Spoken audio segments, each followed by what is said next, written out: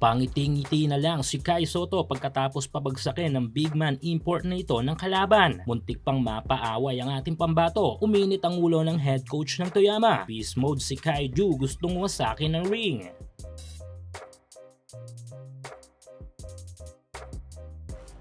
Koshigaya Alpas vs Toyama Grouses, midweek game ng Japan B-League. Yamado pagdating sa standing ng team ng ating pambato na Alpas na nasa rank number 9 sa Eastern Conference, habang nasa bottom ranking naman sa West ang Toyama. Nga pala ka-teammate ni Kai ang New Zealand national team player na si Jordan Ngatay. Opening ng first frame ay agad na nagpamalas na magandang opensa si Kai sa drive ng ito sa basket sabay dunk.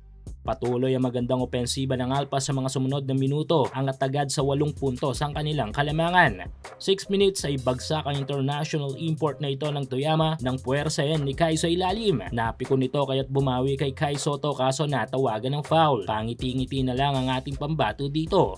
5 minutes, sayang ang easy basket sana na ito ni Kai kaso dumula sa kamay niya ang bola.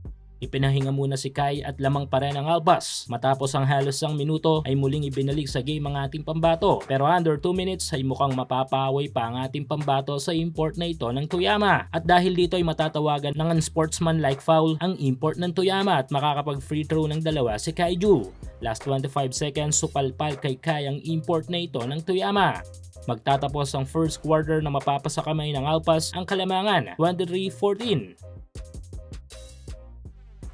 Maalat ang umpisa ng second frame ng Alpas dito, 7 minutes nang ipasok sa game si Kai.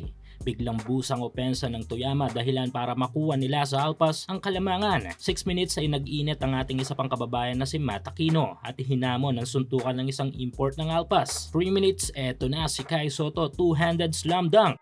Pinasundan pa yan ng easy basket sa paint ni Kai. 1 minute mark, Kai Sotto open 3-pointer. Kuha na muli ng Alpas ang kalamangan. Kaso magtatapos ang second quarter na mapupunta sa Toyama ang kalamangan, 44-40. Kai Sotto already have 11 points, 6 rebounds at 1 block. Third quarter, magandang opensa mula sa Alpas. Kai Sotto alley-oop dunk, balik sa Alpas ang lamang. Sa mga last seconds, Kai Sotto slam dunk. Magtatapos ang third period na muling mapapasa kamay ng Koshigaya Alpas ang kalamangan, 71-68. Fourth at final quarter, gandang depensa dito ni Kai kontra sa dalawang import ng Toyama. Sa mga sumunod na minuto ay naging matindi ang palitan ng puntos ng both team. Biglang apoy ang opensiba ng Alpas na sinubukang mahabol ng Toyama hanggang sa pagtatapos ng laro.